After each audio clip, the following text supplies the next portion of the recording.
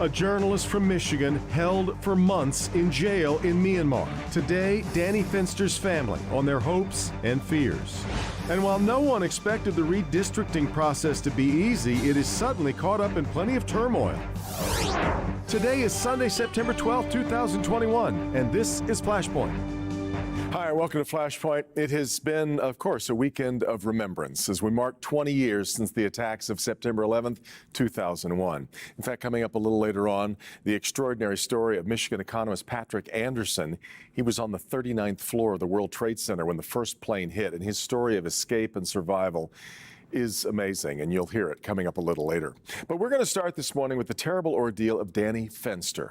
In May, the Michigander was on his way home to Detroit when he was arrested at the airport in Myanmar. He's the editor of an online magazine called Frontier Myanmar, and he was charged with incitement. But that barely seems to mean anything, since the charges haven't been explained to even his attorney, much less his family. There have been delays. Fenster's next court hearing, though, is a week from tomorrow.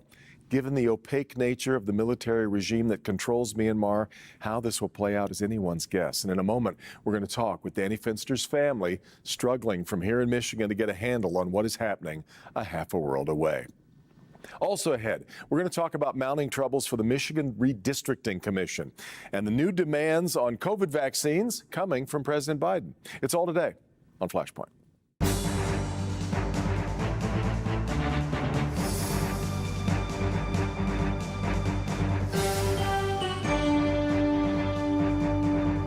At the end of May, journalist Danny Fenster was about to board a plane in Myanmar bound for Malaysia to head home to see his family in Huntington Woods. Instead, he was arrested and charged with incitement.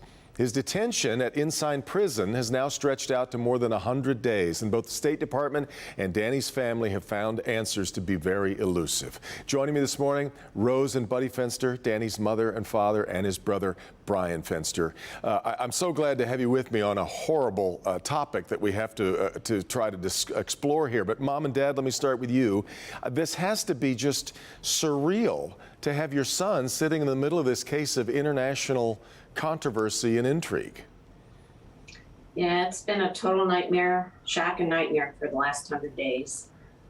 It's very frustrating, and it really hurts when you realize he really cares about that country, and the way he's getting treated over there, it's just a shame. I want to make sure that I was framing that correctly. You have had very little contact with Danny, and you really don't. No one is like really breaking down for you exactly what's happening in the charges or in the proceedings, correct? Correct. I think the last time we spoke with him via phone, kind of Zoom-like without visual, was August 1st.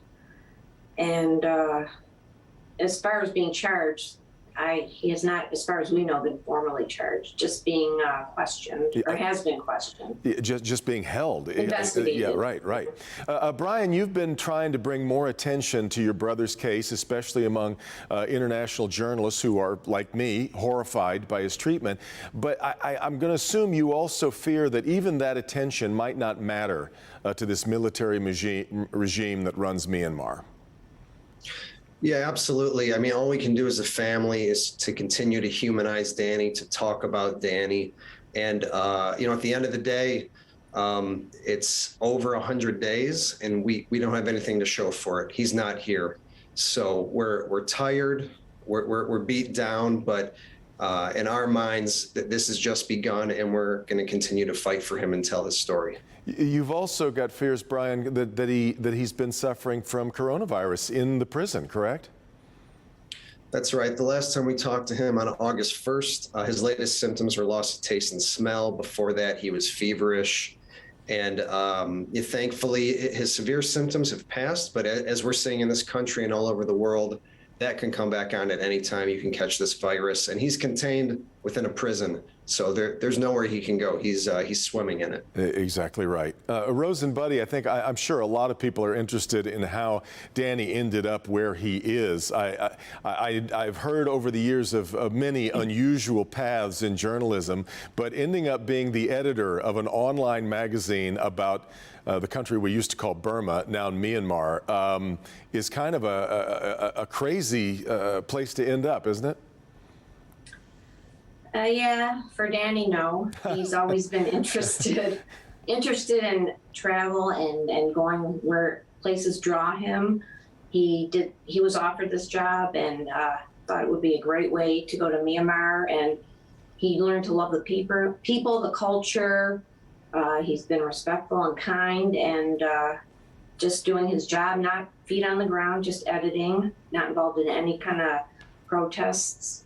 And if I could jump in, this is somebody who he cares about people, he cares about history, Yeah. he cares very much about experiences that are unlike anything he is accustomed to. Yeah. So that's what really drew him out there, and he came to really love this country and love the people, and that's really what has guided him this whole time.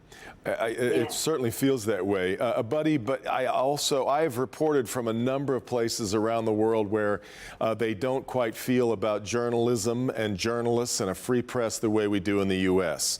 China, Russia, Cuba, and in those places, I guess I wouldn't have been too surprised if I would have ended up getting sideways with the authorities.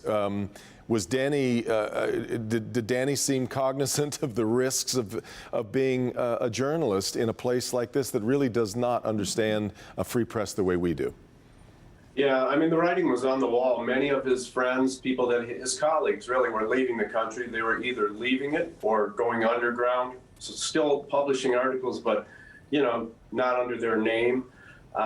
He felt he was so under the radar because he was just, a managing editor for the English version of the magazine. Yeah. So he thought he wasn't anywhere near any problems. In fact, the last article Danny wrote was about a restaurant bar owner up in northern Myanmar who was in love with Eminem, and his whole bar restaurant is just dedicated to the rapper Eminem and some Detroit culture too.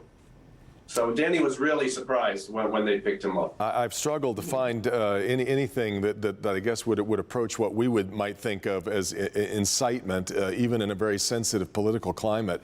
But Brian, it's my understanding then that his attorney, and he has an attorney there, but this attorney's not really being allowed to take part in the hearings. There's COVID restrictions and all that, but he's sort of told what happens afterward, which means that journalism isn't the only thing that's different about Myanmar. The court system is too. Yeah, this is something we're constantly trying to wrap our heads around. We're accustomed to a certain way of doing things here, especially, by the law, or what we know as the law in this country. So it's very different there. The hearings have been virtual the last, 2 months because of COVID.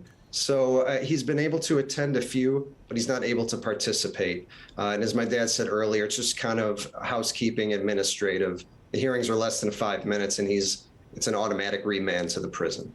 Rose, I know you all have spent a lot of time talking with both the State Department and also your congressman, who is Andy Levin, but they're not getting great answers either, are they? They're doing everything they can. Total support from them. We couldn't ask for anything more. But again, it's difficult dealing with over there, the government, or the so-called, how they run things is totally different than here, and things are just slow to respond. Buddy, you also must be frustrated that there's so much international focus right now on the pandemic, for one, on everything that's happened in Afghanistan, for two, and then in many other things. Do you feel like this case is not getting the attention that it needs or deserves? I think every day we get notices that internationally it still is being covered, especially in Southeast Asia now. I think we're starting to see more and more things in print. I think there's only so far, you can take it, but I think that this is something that strikes right into the heart of journalists everywhere. And I don't think it will die on us, and we'll do everything we can to get Danny home. I couldn't agree with you more. I feel the same way as a fellow scribe. Brian, can you bring yourself to think, I guess if they were to charge him and it were to go the wrong way, I believe this is a 3-year sentence that they're talking about in Myanmar. Have you let yourself think about that? Trying not to, but yeah, every day you wake up with its automatic dread. So, and we're all we're all suffering for nothing. He has done nothing wrong. He has had valid work papers, valid visas. This is somebody who cares deeply about the country of Myanmar and the people and has abided by all the rules and customs. So we're really trying to not go to those dark places, and we're trying to channel all of that into action, and that's what we're doing. This government took over back in February. Did Danny talk to you about it? Did it feel a palpable change in the country over the way things might be in the future there? Yeah, it was extremely alarming. And, you know, Danny was always very good about alerting us when things, for instance, there was a few times they shut off internet in the country. He would give us a heads up, hey, going to be okay. I'll pop back up in a few days. And sure enough, he would. Yeah. So, yeah, you know, we were, again, every morning, even before his detainment, it was horror, not knowing what was going on there. And lastly, Buddy and Rose, your thoughts as well about the future and whether you've allowed yourself to think about worst case scenarios yet. It pops into your head, like Brian said, but again, we're all using our positive energy to support each other and to not go there in our heads. We just, in our hearts, know, hope that he'll be home safe soon. Yeah. I mean, just when you believe that someone is innocent and you just believe with all your heart and soul that you just can't. I don't think of that being the final decision in his case. Yeah. And again, anything's possible, but I guess not to go there until you have to is kind of what is keeping me going. Yeah, so understandable. I so appreciate you all spending time with me this morning talking about it. I can see that there's a T-shirt that I need to add to my collection as well. But thanks so much. We wish you all the very best, and we'll stay in touch. Thank you so much. Thank you very much for having us. You bet. When we come back, we'll talk about problems for the Michigan Redistricting Commission. This is Flashpoint on Local 4.